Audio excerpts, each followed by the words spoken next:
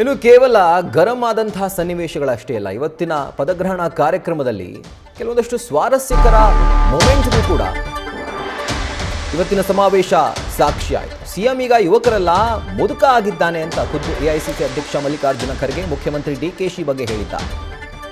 ನೋಡೋಕೆ ಯುವಕರ ರೀತಿ ಕಾಣ್ತಾರಷ್ಟೇ, ಡಿಕೆಗೆ ಮೊಮ್ಮಗು ಬಂದಿದೆ, ಮುದುಕ ಆಗಿದ್ದಾನೆ. ಹರಿಪ್ರಸಾದ್ ಹಾಗೂ ಶಿವಕುಮಾರ್ ಸಮಕಾಲೀನರು, ಮಾರ್ಗದರ್ಶನ ಮಾಡೋಕೆ ಸುರ್ಜೇವಾಲಾ ಇದ್ದಾರೆ. ಮುಂದಿನ ಚುನಾವಣೆ ಗೆಲ್ಲುವಂತಹ ಶಕ್ತಿ ಇದೆ ಅಂತ ಎಐಸಿಸಿ ಅಧ್ಯಕ್ಷ ಮಲ್ಲಿಕಾರ್ಜುನ ಖರ್ಗೆ ತಮ್ಮ ಭಾಷಣದಲ್ಲಿ ಹೇಳಿದ್ದಾರೆ.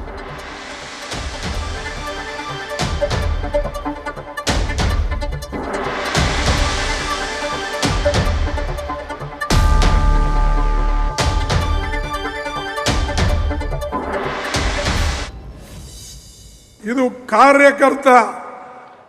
ಕಾರ್ಯಕರ್ತರಿಂದ ಹೊರ ಹೊಮ್ಮುತ್ತ ಒಬ್ಬ ನಾಯಕ, ಅವನಿಗೆ ಈ ಕೆಲಸವನ್ನು ವಹಿಸಿದ್ದೇವೆ.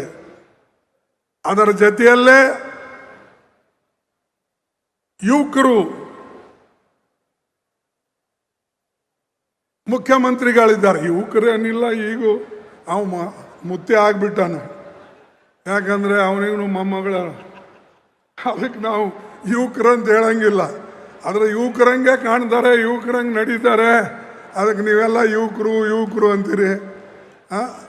ಅದಕ್ಕೆ ಅವರು ಅವ್ರ ಜೊತೆಯಲ್ಲೇ ಇದ್ದಾರೆ. ಹೆಚ್ಚು ಕಡಿಮೆ ಸಮವಹಿಸಿದವರೇ ಇಬ್ಬರು ಇದನ್ನು ಇದ್ದಾರೆ.